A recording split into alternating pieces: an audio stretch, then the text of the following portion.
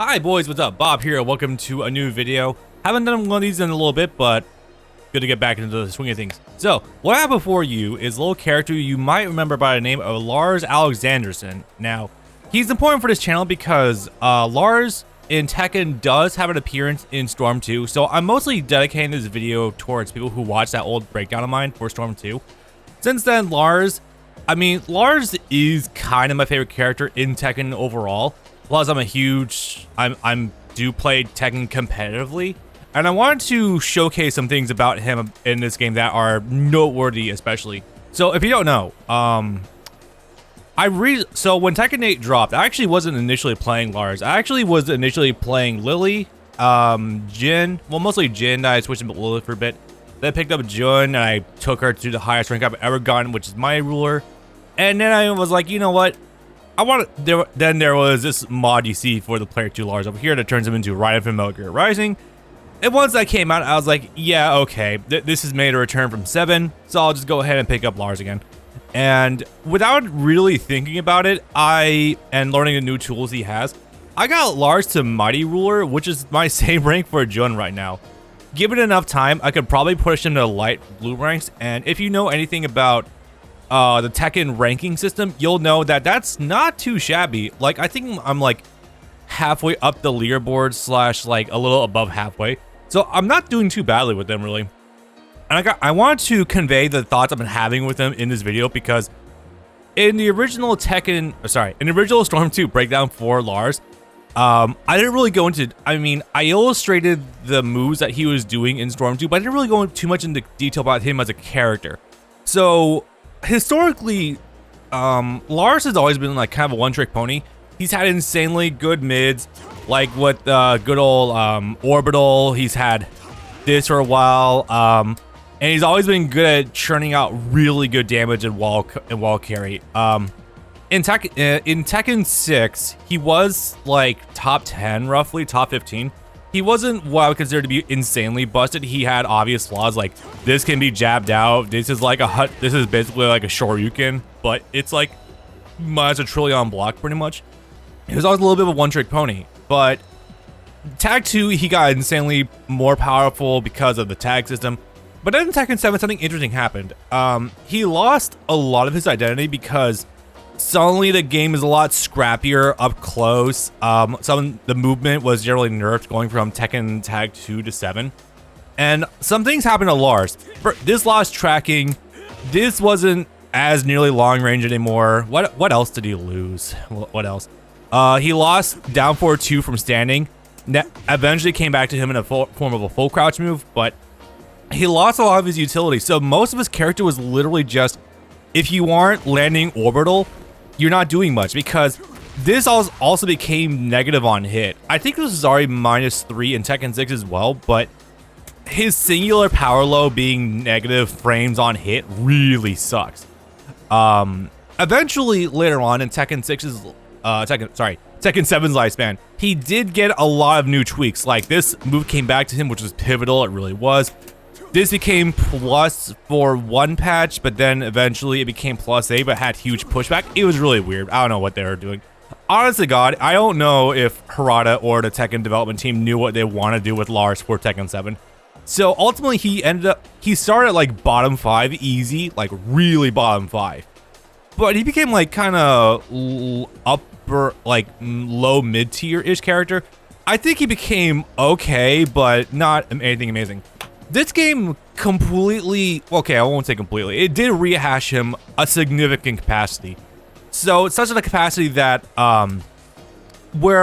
compared to his prior instances, I'm starting to think Lars might have actually been an incomplete character. I know it might sound crazy because we've had him from 6, Tag 2, 7, multiple instances of 7's patches also. So why do I think this version of Lars actually feels like a complete character, like his actualized version?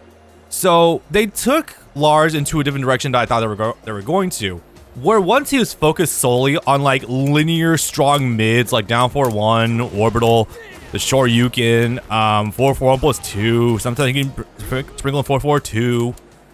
Suddenly he's got a lot more options, and a lot of it has to do with his stances. The stances have been completely reworked. such to the capacity that I'm like, you can actually use the flip, like the flip.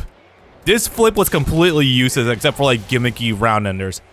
Now it's kind of usable. I'm just like, huh, okay, we completely redid them. That's very interesting.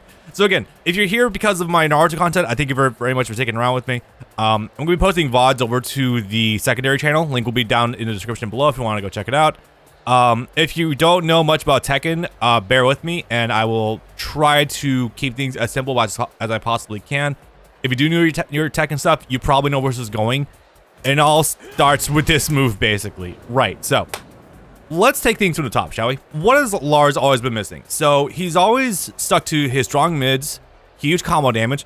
Like even in this game, I can just kind of like fart two together this probably unoptimized combo and get 72. The average threshold for a combo damage in this game is like 66, 67, something like that. 65, I think is like a general like good baseline. If you cross 65, you're doing good damage. If you do less damage, it depends on like what your starter was, how much damage it did, you know, so on and so forth. Optimization is a little less important than making sure you hit your combos, but that's besides the point. So, aside from that, he's always had really bad tracking. Down back 2-1 used to track fully in Tekken 6 for some bizarre reason, but I lost tracking entirely in, I think, Tag 2. He doesn't have any good counter hit tools except for exclusively back 4, which has its own uses. It's a knee, it's safe on block, it's solid enough mid by itself, good damage, good plus frames, but like that's always been like it for his counter hit tools. Eventually in Tekken 7, he did back 1+2 got turned into a counter hit launcher, which is funny. Still minus 10, but like tracking huge high crush. I thought it was kind of cool. And just bad lows in general. You didn't really, literally the best low you could do is down back 1-3 into full crouch. And that was like all you had really. You did down back 1-3 into full crouch and then see if you can peg them with full crouch mix-up game because he still has tire shoes. Full crouch down 4-2. He's got while standing 2-1, while standing 2 into what was the input? Down, right. I never used that one, so it escaped me for a moment. I'm gonna get a lot of flag from Lars players for never using while standing 2 down. Do an ad stance, but you know, whatever. But they're always like, yeah, the bad lows are all just too risky. This was negative on hit. It did good damage, but it was negative on hit, so you lost your turn effectively. Well, not completely. You can still sidestep, but you don't want to. 4-4, 3+4. It was neutral on hit, but slow startup. Also, both of these lows, if they get blocked, you die. Like when I say you die, I'm not talking like, oh, you take a while setting 4 for -11, or while setting 2-1 for 13. No, this is like delay hop kick material. If I can remember how to do delay hop kicks, there we go. Like huge fucking damage. That's not so much the case anymore. So like I said before, the stances are really now where a lot of his beef comes from. For example, dynamic entry by itself has been severely overhauled. Just to give you an example, so now you can do a power load out of it. That's his old stomp. It got turned into dynamic entry 3+4. Kind of crazy. I'll take that. It can also still do the thing before we can shift into silent entry. Pretty cool stuff. You have a low poke out of it. That used to, I think that's the final hit for his 1-4. It got turned into just a 4 input. I think it's kind of cool. Same juicy input sound as King and Arbor King's down 3. Pretty cool. He's got power mid as well with this. He still has this as well. A command grab with this. That's a 1+2 break. Or maybe a 2 break. I think it's a 1+2. I'm pretty sure about that fact. But anyway. And a quick high just to discourage people from mashing against him. And a free shift into that. Again, legitimately. Okay, and half of these options weren't even in Tekken 7. He did have a strong mid that was like plus on block, but it was so slow compared to this move was like 22 frame startup. That was like the one in Tekken 7 was like 28, 30 frame startup. It was insanely hard to use unless you did tech wake up. It was crazy. Silent entry also got some good mids. It's like this is safe on block now. Silent entry 1, I mean. He still got He's got this as his new combo ender, but also safe on block. Pretty cool stuff. Yeah, also some of the later shit from Tekken 7 as well, where Silent Entry 2 is a full-on combo starter. That's really good. He's still got Silent Entry 4 as well, Silent Entry 4, but it's not good. I completely botched that combo, whatever. I wasn't really thinking about it. He's also got a new stance called Limited Entry, which is where I got this move from. This used to be, I think, what was this move? It came from somewhere. It wasn't the old Zeus input.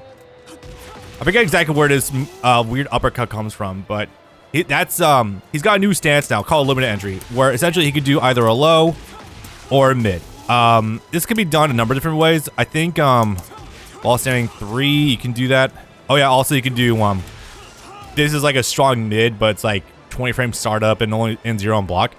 It's fine if you want to keep your turn, but like this option's safe. Also aerial. This option's good at -12. Also, I think it does something on does it do anything on countering it? I don't think so. But regardless, yeah, he got a brand new tool out of that. But now here is where things get really fun. This is what I think really helps Lars. So he already was able to do a dynamic entry into silent entry at the end of 7's lifespan, which is really cool because let's say you knock someone down. You can do this to guarantee an instant 50-50 mix-up on their wake-up. Now that's really good because this turned him into a little bit of an okay monster. Not amazing, but if they did wake-up counter hit kicks, or sorry, wake-up kicks at an 80 capacity, if I did that a little bit faster, that actually would have been that. Hang on.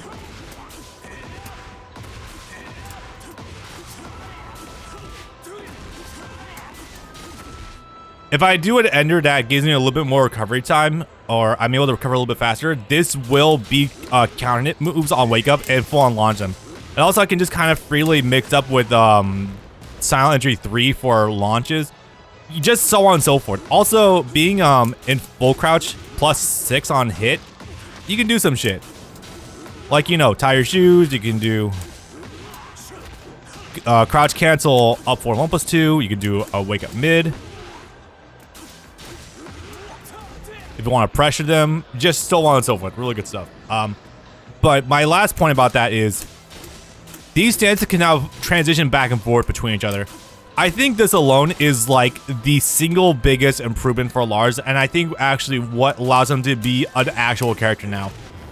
What do I mean by this, Bob? So, one thing that I think makes a boring Tekken character is what I consider canned mix-ups, where you go into a stance and you have only 2 options. You can either do the singular mid or do the singular low. I think that's boring because I don't like being tethered to it. Josie had a little bit of this problem in 7 with her switch stance. I think it's boring game design. I like the flexibility of maybe I want to go into a safe high in order to keep momentum going, or maybe I want to go into like a movement based mix up or a command grab or something to keep my options open out of doing this. Now I can very easily do that. If I just do this, I can back sway instantly into, and if they try to press a button into me, press back, boom, just right into dynamic entry 3 because it's creates distance. Hi, yes, I see you behind me. And you can just instantly clip them, or maybe I want to get cheeky. Do this in order to get a forced counter hit launch and just kind of maul his health bar that way. Or maybe I just want to be cheeky, maintain distance, be funny that way. Like, because the sheer flexibility of this is something that Tekken players call mental frames. Basically, if you don't know what that means, it sounds very abstract to you. It's the better way to put it is mental hesitation, more or less. Like, let's take, for example, what's a good example that I can go with? So let's say, for example, I do this power low to this guy. I can go right into silent entry, B+4, and then these 2 moves are guaranteed regardless. However, isn't it a little bit boring? Let's say I want to be a little bit cheeky and do some mental damage. I can very easily do this, shift back, and if they see me doing things, I can threaten them at a given time with dynamic entry 3, which puts me, it's a really strong mid, That puts me right into Heat Smash. Really good. So, a more practical way to look at this is if, for example, I do this. They freeze up. And then I shift back. They're like, oh shit, what is he doing? It's his opportunity for me to swing. And they try to do a jab. Boom, clip him. Just really easy stuff. Or if I want something more direct, go with this. Or maybe I want to loop this a little bit. Just an example. Like, I just strung together like 3 mids into a high. Not practical, but it's just an example of things you can do. Like, if I want to, now any move that transitions directly into silent entry, I can choose to transition into dynamic entry and go for my better mix-up options. So I guess the way you could look at it is dynamic entry is like the stronger mix-up options, but dynamic entry gives you more to work with. Also, still really funny is doing this. Doing the power mid into just a command grab. It's still very funny. Or I could do like, they know that this goes to dynamic entry center. Like, oh, the mix-ups aren't that threatening. But now all of a sudden, I'm able to do this with the stronger mix-ups, you know, and whatnot. So that's pretty strong, I personally believe. Also, again, adds a lot of identity to Lars as a character. I want to say under Heat Smash 2, I think he gets... He can also transition down into limited entry as well. And under Heat, suddenly, the mid is a full launcher. Well, mid launcher, really. It gives you an instant screw move. And the low does a lot more damage, 35 damage. So I think that's kind of goddamn sick. This is on top of Lars' existing strengths, like having some really long range stuff, mids being really strong, really having a good control over the neutral game. See him full whiff a move. Good stuff. Lars also just plays well. I didn't write this in my notes, but Lars also plays really well with the heat system.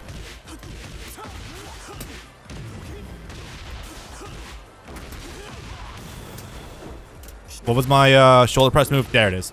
Yeah, so normally this, like, the highest you're going to get is 59 damage. But if you do the new Heat Smash system,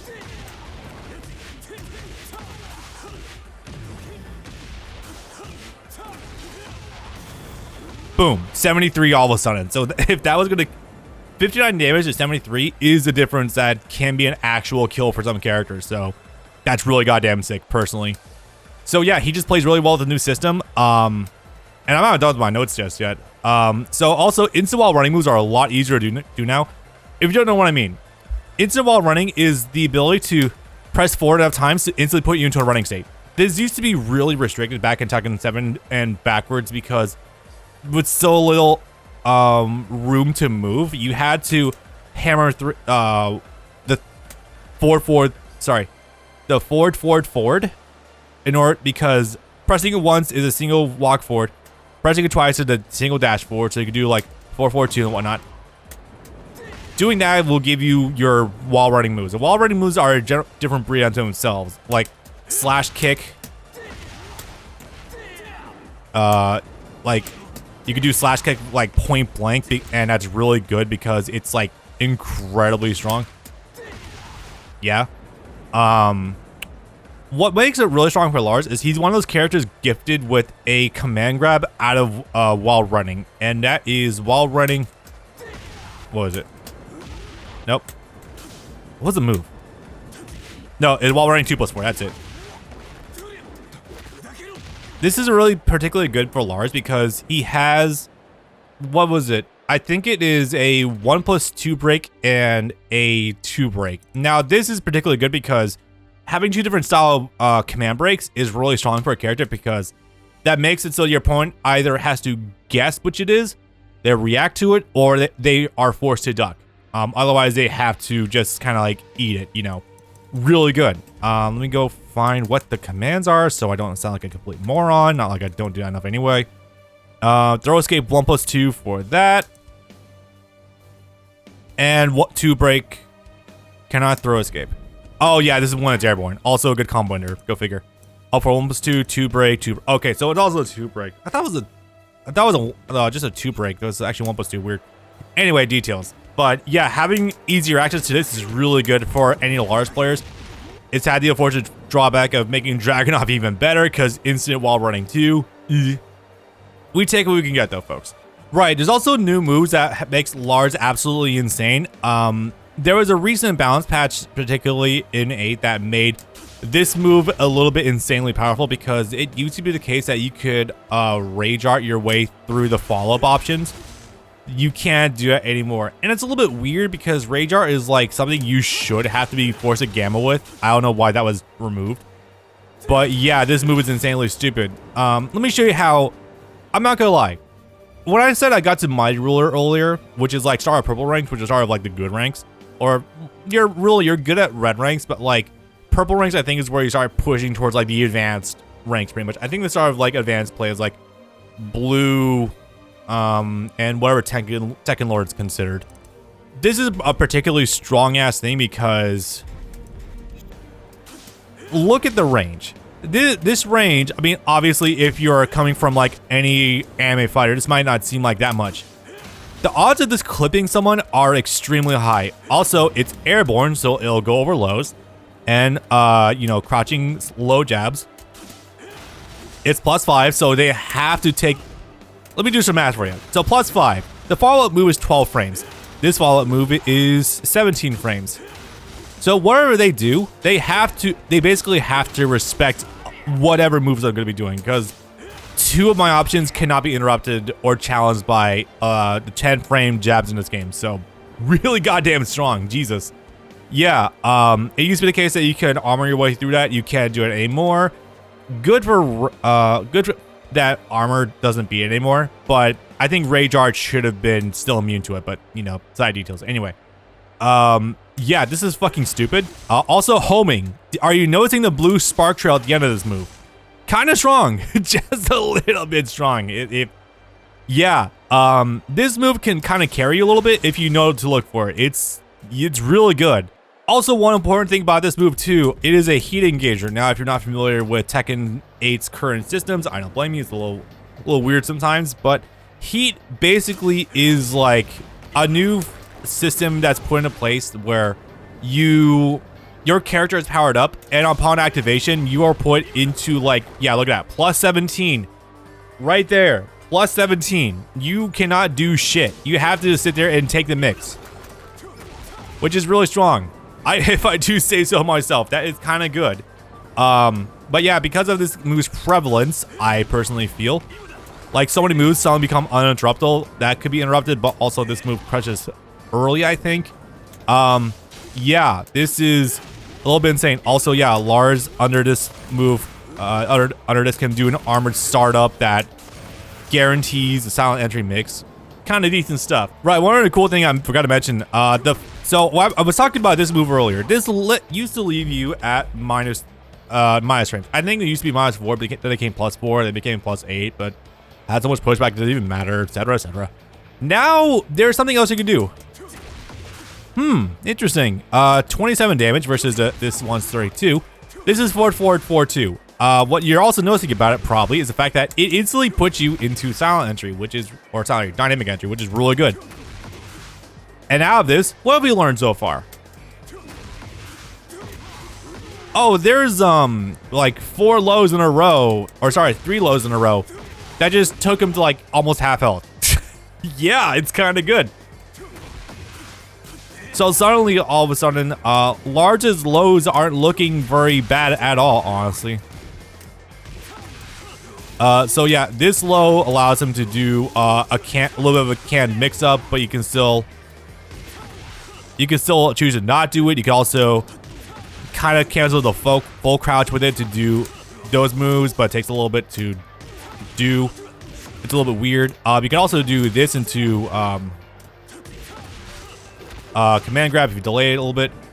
It's a little bit weird to describe, but yeah, it's a lot of his tools are still intact, like this into this ult frame trap, still strong. So where I would have taken Lars originally myself is I was thinking that the developers were going to focus more on restoring like his neutral kit, like giving him, once he got a counter hit launching move in Tekken 7, I was like, okay, this is the right track we need to take him on. Or at least, like, you know, that isn't from full crouch. Because it seemed like for a while they were trying to turn him into, like, a full crouch kind of character. Which, I mean, like, that's fine. But we have, you know, like, Anna for that. Oscar for that. I didn't want that to become Lars' identity necessarily. But over the course of Tekken 7's lifespan, he did get slowly better. So he did ultimately end up at, like, mid-low tiers. Which is fine. Fine. The one thing I want to keep in mind also is that Tekken 7 was actually a bit of a marvel in balancing, because that was the first Tekken game ever where, like, the gap between the top tiers and low tiers wasn't like night and day. It became a lot more compressed, such that even Gigas, who was like the worst character in the game, I think still generally is, it's actually pretty usable, and you could use them reliably against a lot of characters. And even then, like, remember, tiers don't matter unless you're competing in like more like high-level tournaments anyway. The way that the team have taken Lars into more like a stance-oriented mix-up character, I think it's kind of cool. It definitely sates my hunger for Anna to be back in the game, so that's good for the time being. Yeah, but just the offense is solid. The neutral play is good. Block punishment is still like top tier. Like, I haven't gone to like details, but I'm like he still has this as like a 14 frame mix mid launcher, which is really strong, needless to say. You have no idea how many moves are minus 14 that Lars can uniquely blow up.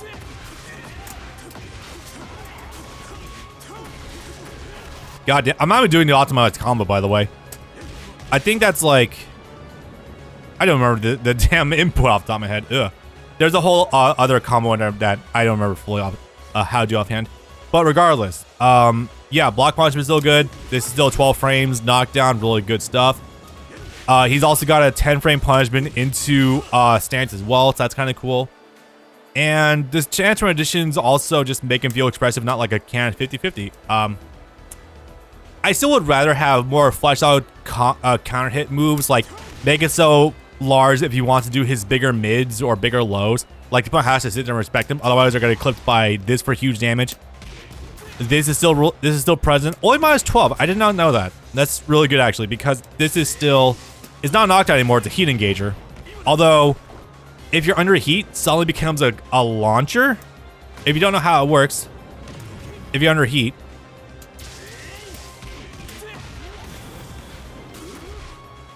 that should have, there's a conversion off that. I don't remember what it is offhand, regardless. But yeah, it's just, he's also just like really expressive now, not just like purely defined by 50-50 can mix-up. It's really nice. I still think Dynamic Entry 3 should be nerfed. I really do. This move is a little bit too insane. Maybe take it to minus, maybe plus 3. Just so that way, like, people don't have to respect this move, but don't have to respect this move. Or maybe so some things do beat it, like the follow-up stances or reduce a range. Because, yeah, I'm not gonna lie, this move is a little bit insane. It is a little bit too damn strong, honestly. A little bit of entry, I think, could use a little bit more fleshing out. I mean, obviously, it's limited for a reason. It's just a free 50-50. But, like, I still feel like this could use a little bit more working out. Because it, as it stands right now, this is just, like, it's literally just 2 moves. Which, you know, that's whatever. But, like, I feel like you should have a little bit more options on it. Or, like, you know what would be cool is if you could actually do, like, transitions out of it, or go into dynamic entry out of it. That'd be pretty cool.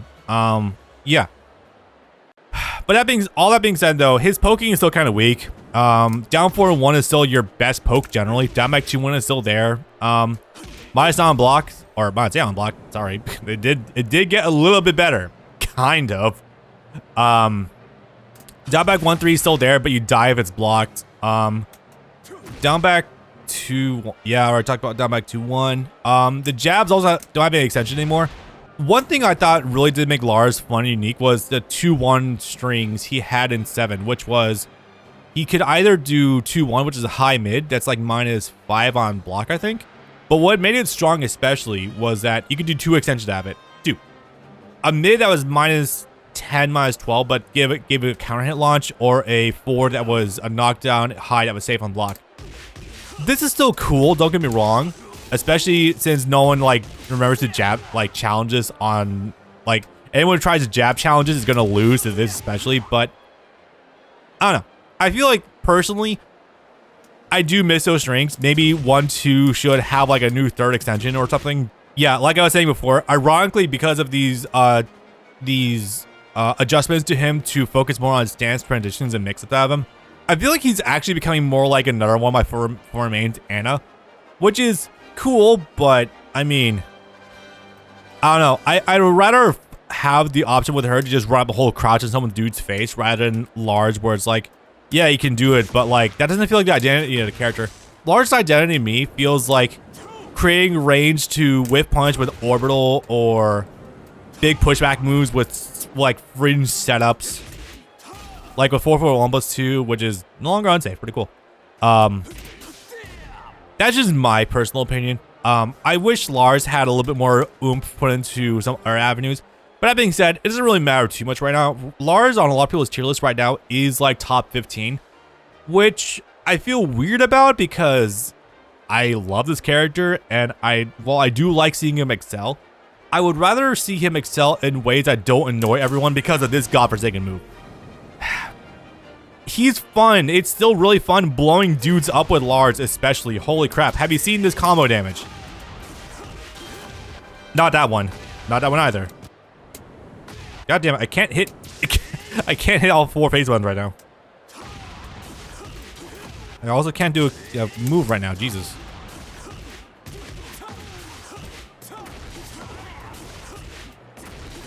$77 damage is like half their goddamn HP right there. Like, being able to blow dudes up this effectively is still nothing short of really fun, but that's just me. I feel like he still excels as a... I think he's at his best when he's a defensive-oriented character because, you know, this... Is that even, like... Oh, yeah, that's right. Wait, but kicks unfortunately are rough now. Arc Blast is still really good. Boom. If you give Arc Blast a little more range. I don't know. I still feel like he wants to be a defensive character, but he's leaning a lot more into like other pools right now. Such that I feel like he's a character right now where he doesn't really have a lot of weaknesses, and I feel like he needs more defined weaknesses to like be himself. But I wish he I wish he could do what he wants to do better, rather than what the developers want to take him in a certain direction. But maybe that's just me. Okay, I wasted about half an hour of you guys' time. Lars is a very fun character, and you should totally go play him. Just don't abuse, you know, Dynamic Entry 3, because otherwise people will hate you for that.